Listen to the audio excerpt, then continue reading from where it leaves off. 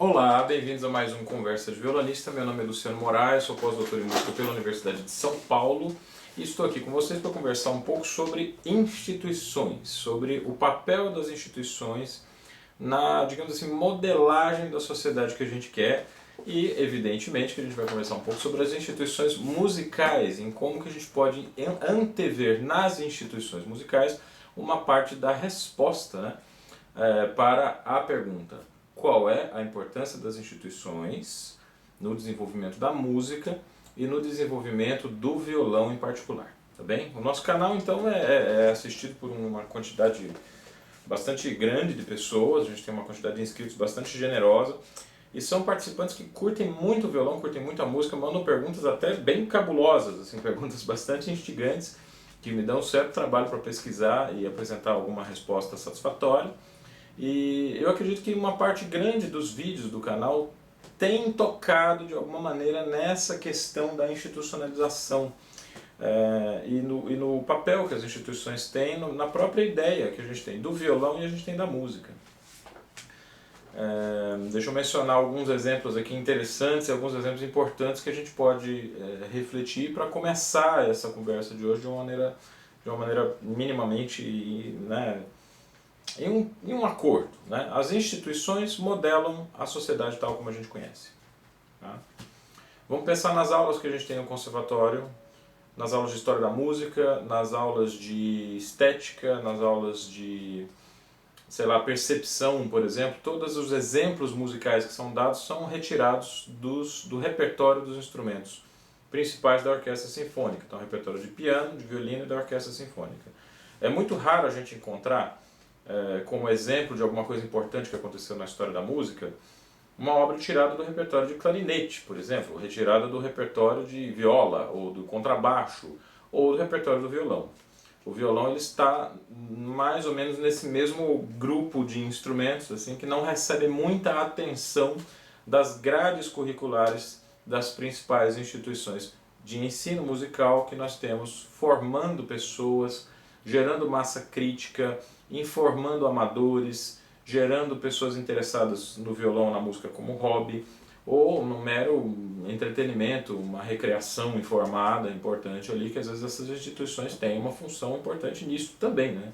Elas não atuam só formando profissionais, elas atuam também formando pessoas que depois de uma determinada época desistem daquilo, vão fazer outra coisa, mas vão levar no coração delas, na formação delas, aquela impressão do que é a música, do que é o violão, do que é um repertório bem tocado, dos critérios pelos quais a gente pode avaliar um músico, né?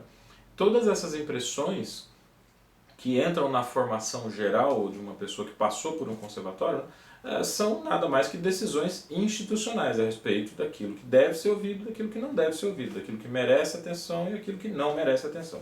Então, a importância das instituições no caso do desenvolvimento do violão, do instrumento, chega até esse ponto. Tá? Uma sociedade que tem o violão, por exemplo, como um instrumento importante, ela com certeza tem aí algumas instituições musicais onde é possível que uma pessoa comum, mesmo que não tenha grande poder aquisitivo, possa adentrar essa instituição e aprender o instrumento, aprender a cantar em coro, aprender a teoria da música, aprender a história da música e aprender um instrumento de sua escolha, dados, né, essa escolha pode ser oferecida de várias possibilidades, ele pode escolher também o violão, pode escolher também a viola caipira, por exemplo, que é um instrumento que está passando por um processo de institucionalização muito intenso. Né?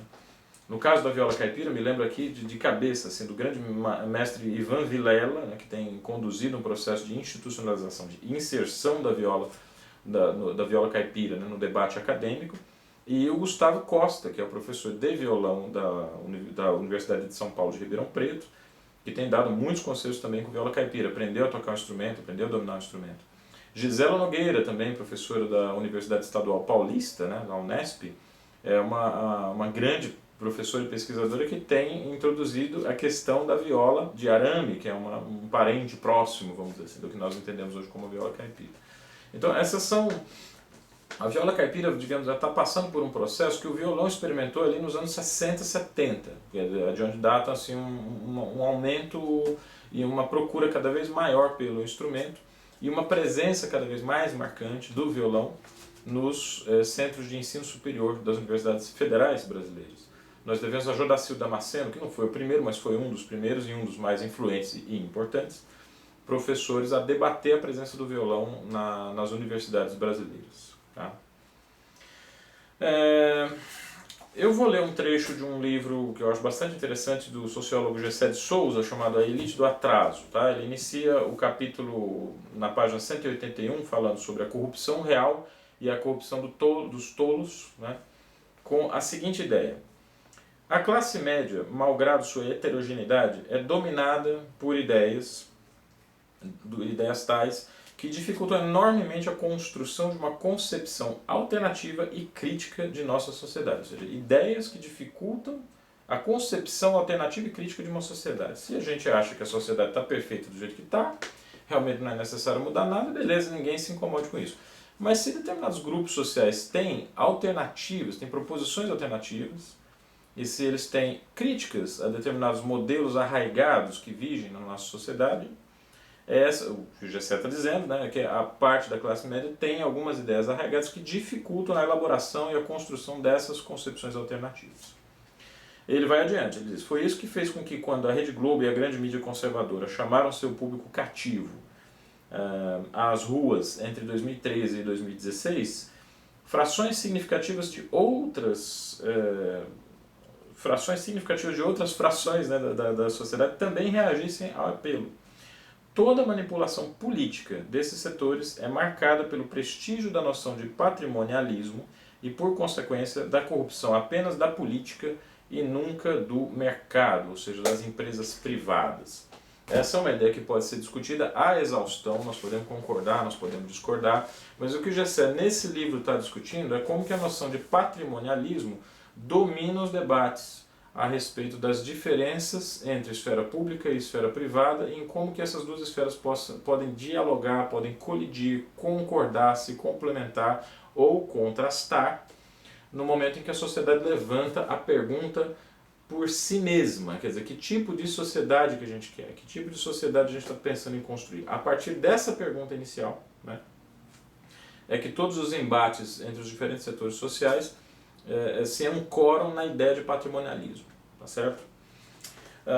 Eu vou dar um exemplo muito concreto de uma instituição, como uma instituição pode modelar uma sociedade ao mesmo tempo que é modelada por ela. Faz mais ou menos uns 4, 5 anos atrás, vamos dizer, o chefe da segurança pública, né, o chefe do gabinete de segurança pública do estado de São Paulo, manifestou a sua opinião de que era perfeitamente, presta atenção nesse ponto, era perfeitamente compreensível que um policial militar abordasse de maneiras diferentes um cidadão morador do Morumbi e um cidadão morador do Capão Redondo. Para o pessoal que é fora de São Paulo, o Morumbi é o bairro nobre do estado, da cidade de São Paulo, e o morador do Capão Redondo é, vamos dizer assim, é o morador pobre da região. O Capão Redondo é um bairro onde falta tudo, falta saneamento básico, falta uma rede de transportes, falta asfalto, falta uma série de coisas. É um bairro pobre de uma grande capital brasileira. Para esse chefe de segurança pública, era normal que um policial militar aborde alguém que é morador de um bairro rico com respeito, com cordialidade, assertividade, porque afinal está ali o braço armado do Estado, né? O policial militar, por mais educado que ele seja, ele tem uma arma, né? Então ele é um agente coercitivo de alguma maneira, mas ele se dirige ao cidadão de maneira respeitosa, firme, porém respeitosa. Ao cidadão morador do Capão Redondo, do bairro pobre, ele já chega xingando de vagabundo, mão na cabeça, o que você está fazendo aqui até essa hora? Age com violência extrema. A internet está cheia de vídeos de denúncia, 2020 é muito fácil localizar essa violência policial, que aflige os moradores da periferia. Quer dizer, você pode ser um contraventor leve, ou você pode ser só um cidadão voltando para casa um pouco mais tarde. Você vai ser abordado pela polícia que já pré-julga você como um delinquente, como alguém que está infringindo a lei. Esse tipo de abordagem ela não é feita nos bairros ricos. Ora, nós podemos discutir também essa questão de vários pontos de vista. Tanto os conservadores têm explicações para esse fenômeno social, os progressistas também têm. Eu não estou aqui no papel de discutir política diretamente, né? Mas eu queria só chamar a atenção de vocês, não importa qual opinião vocês tenham a respeito disso, de que lado vocês estão na discussão. Mas atentem para o fato de que a opinião do secretário de Segurança Pública é no sentido de validar esse comportamento. de validar essa diferença de tratamento do cidadão. Seja você morador de um bairro rico, ou seja você morador de um bairro pobre, o imposto que incide sobre o feijão que você compra é o mesmo. Então toda a sociedade é pagadora de impostos, é pagadora do salário dos policiais militares. Em tese, seria interessante que a população fosse atendida da mesma maneira pelos policiais militares, a menos que acontecesse alguma coisa que indicasse a esse policial que ele está ali diante de um contraventor que tem que ser tratado de maneira mais de maneira mais violenta, de maneira mais, digamos, que saia um pouco assim das normas de etiqueta e da educação que a gente espera no tratamento de todos nós. Quando o secretário de Segurança Pública faz uma declaração assim, ele é uma instituição que está modelando a sociedade. No Brasil, a miséria tem cor. Se a gente tira uma foto de bairros pobres, nós vamos encontrar uma maioria de negros. Se a gente tira uma foto de bairros ricos, nós vamos encontrar uma maioria de brancos. Então, essa diferença de tratamento em bairros ricos e bairros pobres acaba sendo uma diferença de tratamento também racial. Também existe um racismo residual que faz parte da estrutura da sociedade e que é confirmado pelas instituições. Vou dar um exemplo totalmente contrário. Se vocês digitarem no Google o nome Frank Caprio, F-R-A-N-K-C-A-P-R-I-O, é um juiz estadunidense que viraliza na internet por causa de maneiras, vamos dizer assim, elaboradíssimas de aplicação da lei a partir do conhecimento das circunstâncias que levam as pessoas que ele está julgando a cometer pequenos delitos. Então ele tem todos os canais assim, de autoajuda, né, já divulgaram em algum momento um discurso emocionado, pungente, um discurso interessante, humanista, generoso, fraterno desse juiz, que compreende as condições sociais desses pequenos infratores e faz uma adaptação da lei adequada àquele momento, àquele caso que ele está julgando. São cenas que fazem a gente recuperar a confiança na sociedade, a confiança na fraternidade, a confiança na solidariedade. Bom, esse é um exemplo de uma instituição que está dando uma resposta completamente diferente para a pergunta: que tipo de sociedade nós queremos?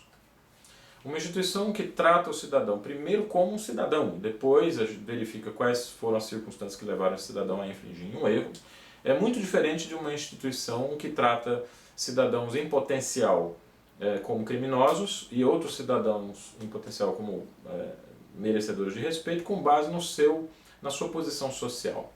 Então é esse tipo de resposta institucional que eu estou dizendo, que eu estou defendendo, né, acompanhando aqui a reflexão que eu fiz com o Gessé, de que as instituições modelam a sociedade, certo?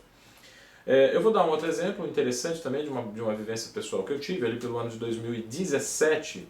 Eu tive a oportunidade de tocar na cidade do México, fiz uma pequena turnê em torno da cidade do México, a convite do meu grande amigo Francisco Gil.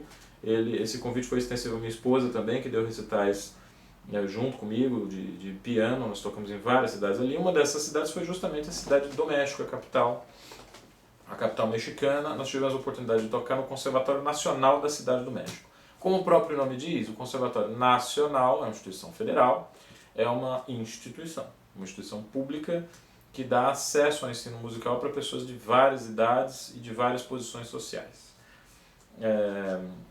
Dois fatos a respeito do Conservatório Nacional eu acho que merecem destaque. O primeiro deles, você pega a Escola Municipal do Estado de São Paulo, veja a quantidade de alunos que tem lá, é a mesma quantidade de professores que tem no Conservatório Nacional do México. Quer dizer, o Conservatório Nacional da Cidade do México tem um número de professores de violão equivalente ao número de alunos de violão da EMESP. Estou falando sempre de alunos de violão, tá? Isso significa que essa instituição mexicana tem condições de atender de uma forma muito mais ostensiva as pessoas que procuram essa instituição para cuidar da sua educação musical.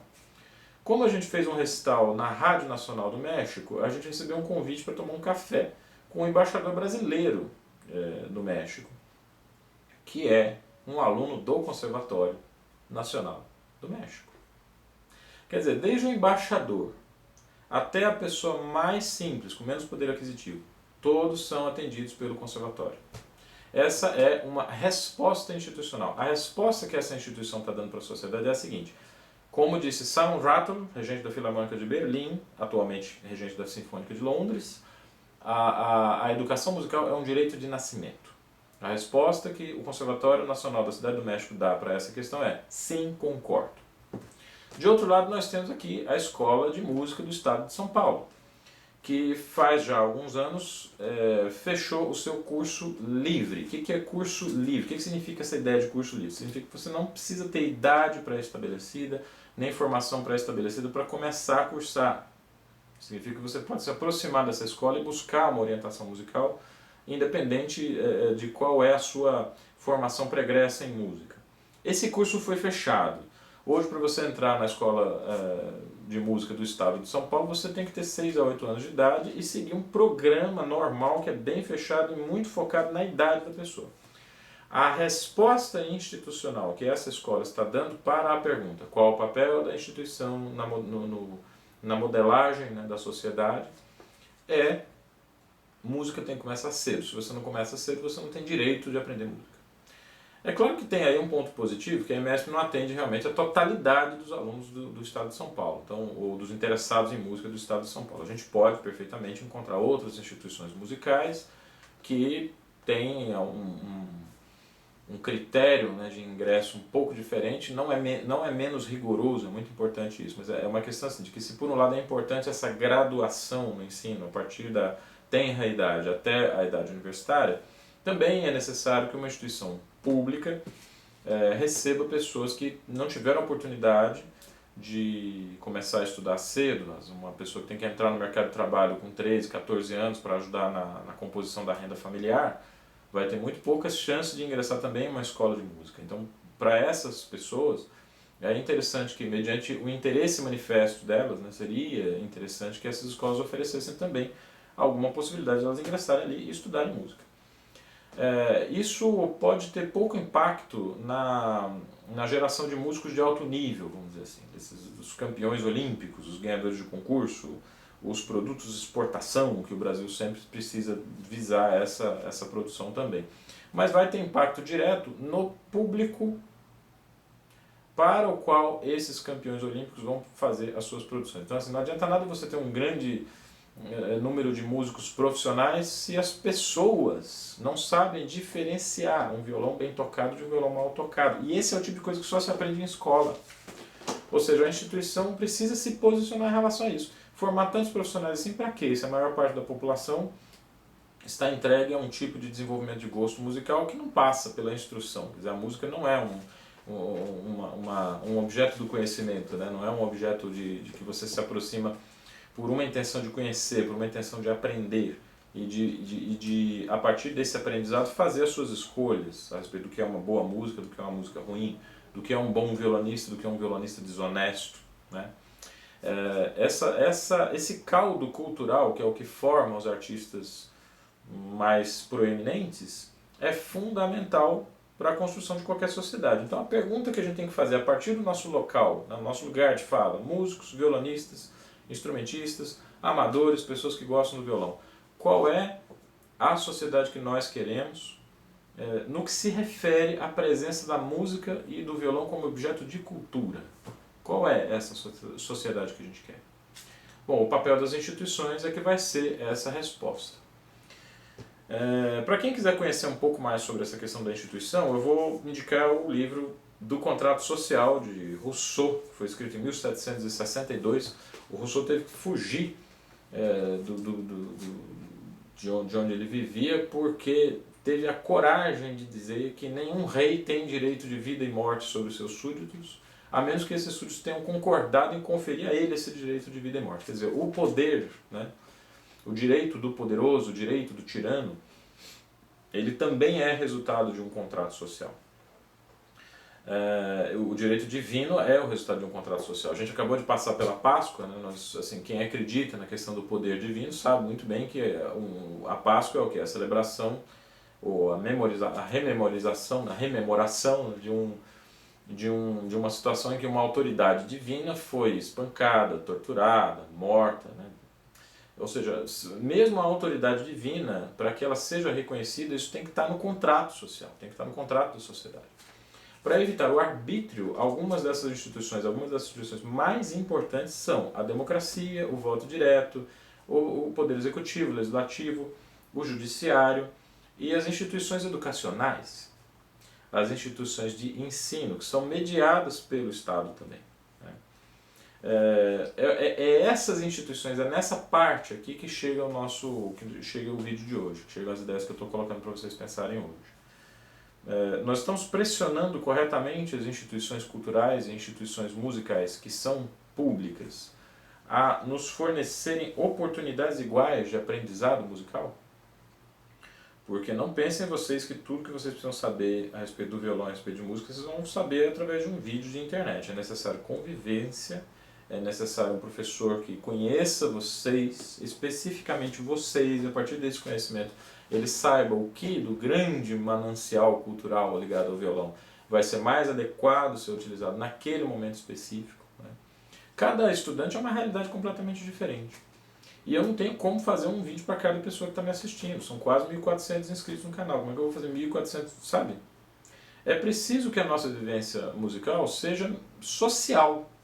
E a sociedade é modelada pelas instituições. Aqui a gente volta no começo do vídeo. Então, se as instituições têm um comportamento racista, se as instituições têm um comportamento classista, se as instituições têm um comportamento partidário, isso vai modelar a sociedade também. A sociedade vai seguir aquilo que é permitido fazer pelas próprias instituições. É um trabalho doloroso, difícil, complexo, pressionar as instituições para que elas funcionem de acordo com o ideal que nós temos de sociedade. Mas acho que cada um de nós precisa gastar um pouco de tempo nisso, fazer uma pesquisa legal a respeito do que é uma instituição, de como pressionar essa instituição, de quem manda efetivamente, quem tem a caneta, né, ali a caneta BIC, né, para controlar essas instituições e definir qual vai ser qual vai ser, digamos, a diretriz principal que essas instituições vão seguir. Era mais ou menos isso que eu tinha para dizer a vocês. Eu quero encerrar esse vídeo só homenageando duas pessoas muito especiais que agiram de forma definitiva, assim, no sentido de pressionar e de criar instituições que privilegiam a música e privilegiam também o ensino público de qualidade da música. Uma delas é o maestro Jorge Olivier Toni, que faleceu há poucos anos e foi o responsável pela criação da Escola Municipal de Música, da Orquestra Experimental de Repertório e da Escola de Comunicações e Artes da USP, aonde eu me formei. Eu devo a minha formação à iniciativa do Jorge Olivier Toni. Ele fez um trabalho de pressão nas instituições e nos políticos que dirigiam essas instituições em plena ditadura militar. E havia a favor dele uma certa predisposição que a ditadura tinha de dar uma certa atenção, um certo aval a essa cultura musical de elite, vamos dizer assim, a cultura musical clássica. A música clássica sempre foi uma coisa que as elites até certo ponto privilegiavam, até o ponto que atendiam o interesse delas. E o Olivier Toni ele se aproveitou dessa expectativa de arte que a ditadura militar mantinha para criar escolas que atendiam a uma rede absolutamente ampla de pessoas gratuitamente, certo? O Olivier Toni adorava violão, ele gostava muito do instrumento. Algumas das análises mais acuradas, mais precisas e generosas que eu ouvi da obra de Diller Armando Reis foram feitas pelo Toni. Apesar de várias lendas que circulam aí, de piadinhas que ele contava a respeito do violão, né? Mas a piada mesmo que ele contava era a respeito da formação dos violonistas. Quando o Toni encontrou com o Edelton, que era um violonista que tinha uma formação musical completa, ele tratou de chamar o Edelton para compor o quadro de professores da Escola de Comunicações e Artes da USP. Na verdade, o departamento de música, né, da Escola de Comunicações e Artes. Então era uma pessoa que, diferente do que muita gente acredita, que em São Paulo ele admirava muito o instrumento, gostava muito de violão, e nós devemos a ele essa possibilidade. Né? Ele e outras pessoas que pressionaram, que conversaram com o Toni, que levaram o Toni aos concertos do Edelton, né? A gente deve a um conjunto de pessoas muito, que a gente precisaria citar todas elas, né? Mas o Toni consubstanciou esses esforços, ele reuniu esses esforços em um único ponto e tratou de fazer com que a USP tivesse um grande professor de violão que tem gerado, né, muitos dos professores de violão de várias instituições federais hoje foram alunos do Edelton, né, foram alunos da Escola de Comunicações e Artes. A segunda pessoa que eu quero homenagear é o Jodacir Damasceno, que ele foi assistente do Antônio Rabelo, que era o principal professor de violão do Rio de Janeiro na primeira metade do século XX, um parceiro do Zé Sávio e avô dos irmãos Abreu. O Jodacil Damasceno era o assistente desse camarada. E ele foi uma das pessoas responsáveis pela institucionalização do violão nas universidades federais brasileiras. Ele criou o curso de violão da Universidade Federal de Uberlândia e ele se tornou uma referência. Inclusive ele tem um trabalho, a vida dele foi documentada pelo trabalho da Sandra Alfonso, que é a pessoa que contou a história do Jodacil e registrou os seus feitos e a sua luta, né, para que o violão fosse um instrumento não só cultivado nas barbearias e nos recintos privados das casas mais elitizadas, né, mas fosse também um instrumento que fosse contemplado pelas instituições. O Jodacil tinha uma ideia muito clara de que não seria possível levar o violão até o grande público se ele não tivesse amparado institucionalmente. Então essas são as grandes respostas que a gente tem, né? As instituições modelam a sociedade e é por isso que a gente tem que prestar atenção nelas e tentar, na medida do possível, até controlá-las, porque não, né? Acho que coletivamente a sociedade exerce um controle nas instituições, para que elas não sejam controladas pelo poder aquisitivo vigente, ou pelas pessoas mais abastadas, que nesse país parece que tem aquela capacidade de ligar e desligar as instituições conforme o interesse delas. Então vamos caminhar por esse processo coletivo, né, de vigiar as instituições. E boa sorte para todos nós, porque a empreitada é dura, é difícil, mas a gente vai precisar empreender esforços nessa direção cada vez mais. Especialmente quando essa pandemia passar, a gente puder retomar nossas atividades ordinárias, as nossas atividades normais. Muito obrigado por ter seguido esse vídeo até aqui. Não esquece de curtir, é importante, tá, para o canal, para que você dê essa curtida. Compartilhe esse vídeo. E esteja conosco acompanhando a nossa produção teórica, que vai ao ar aí nas quartas-feiras. E aos sábados a gente trabalha com um conteúdo um pouquinho mais prático, um pouco mais voltado para a prática do violão e para a discussão de repertório. Um abraço para vocês e até o próximo Conversa de Violonista.